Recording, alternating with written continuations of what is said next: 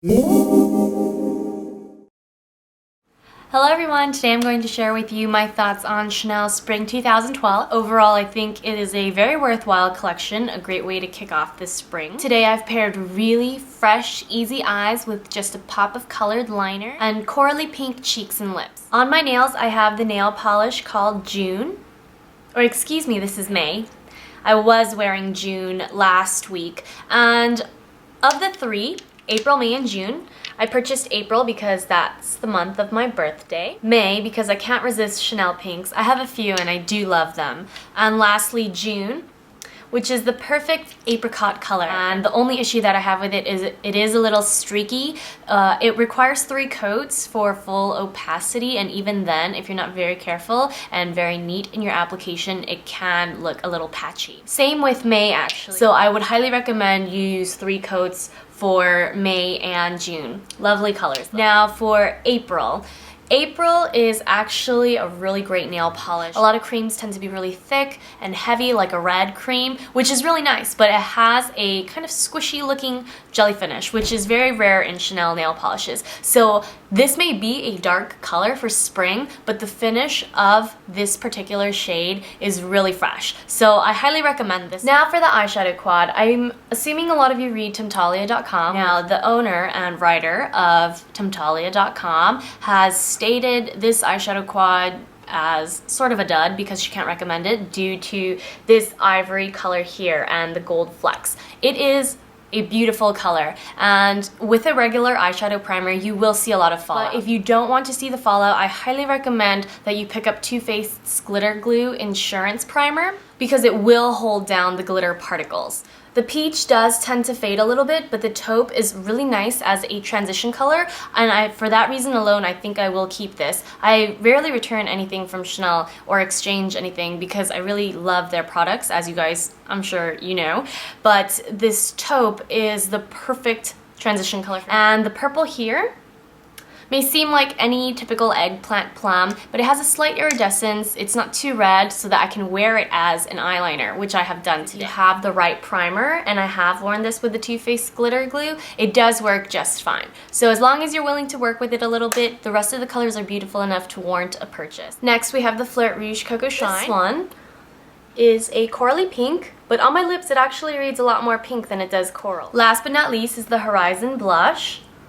This is a gorgeous blush, very reminiscent of Guerlain's Cerise Noir blush that was released last year for the summer. On very dark skins, it might look more like a pink highlighter, but for those of you who are around my skin tone or lighter, it will definitely be a blush. I wasn't particularly floored with anything in the collection, but I do have to say that my most surprising favorite was the April nail polish, and as usual, their main limited edition piece was not disappointing. And now, without any further ado, let's get started with the tutorial. As usual, I'm going to start with foundation, and today I'll be using my Perfection Lumiere, and I am still using 40 Beige. I'm just using a beauty blender to blend out the foundation.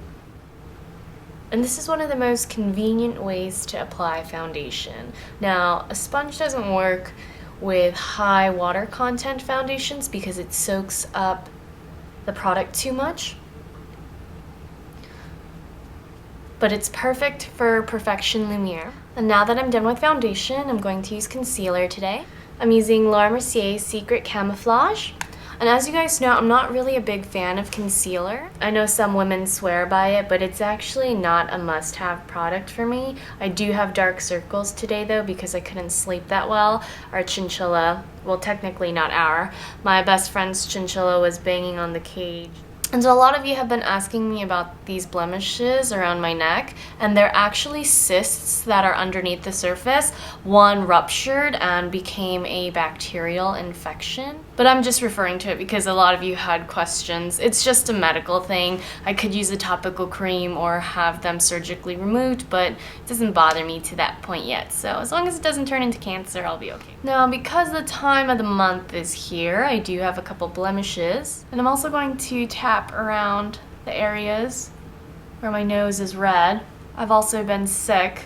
I'm still recovering. And now that the concealing's complete, I'm going to use my translucent mattifying silky pressed powder in 350 Bisque by Lancome. This is a sheer pressed powder, and I want my skin to be matte because we're going to be using a lot of shimmer today. And now for the brows, I'm going to be using my Chanel Brow Kit. I'm going to start at the end of my eyebrow. And please excuse my messy brows. I need to get a wax done. I've been going to the Benefit Brow Bars, and they actually do a really good job. The wax is really convenient, and they don't double dip.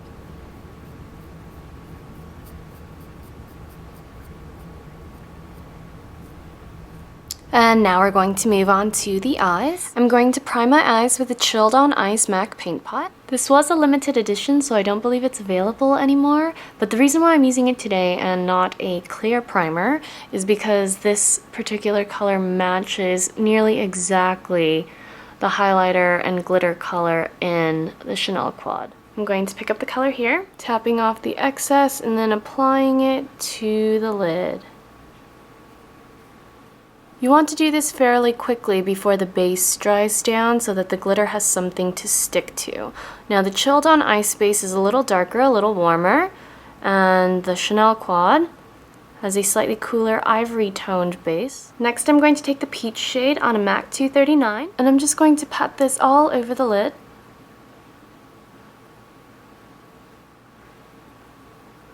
And take it slightly into the crease. Then I'm going to take my Chanel crease brush, which is the number 12, pack it into the taupe, and I'm going to pop this right on top of the peach above my lid line and blend it in with the highlight color and gently up the brow bone to give it a gradated effect. Now I'm going to take this waterproof YSL pencil in brown, and holding it against my lid, I'm going to drag the pencil across my lid. We want the liner to be thickest at the corner, and then bring it slowly in. And I'm going to slightly flick it out. And before the pencil sets, I'm going to pick up the purple color with the skinnier applicator provided in the palette. And I'm essentially going to trace the guideline of the brown pencil liner, and this will also intensify the color of the purple. Because now I'm going to flick out the wing, and this is a much softer look than actually using a liquid liner. Now I'm just going to clear out any of the shadow fallout. Now I'm going to apply a flesh colored eyeliner to the waterline. That'll brighten up the eyes, and in contrast, very close to the lower lash line, right where the lashes grow, I'm going to put a little bit of a burnished warm gold eyeliner. And now I'm going to top with a little bit of my Armani Ice to Kill waterproof mascara in brown, and I'll put on some false lashes and be right back. And that's the completed eye look. I'm going to use the Spring 2012 blush, and I will review this on my blog as well as the rest of the products, so go ahead and check that out. Using the brush provided, I'm going to swirl all the colors together, and angling the brush, I'm going to sweep it across the top of my cheekbone.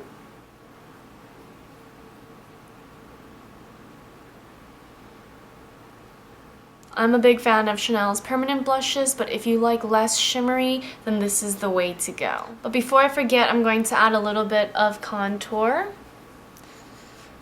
And now I'm going to top off with the lips, Rouge Coco Shine in Flirt 69.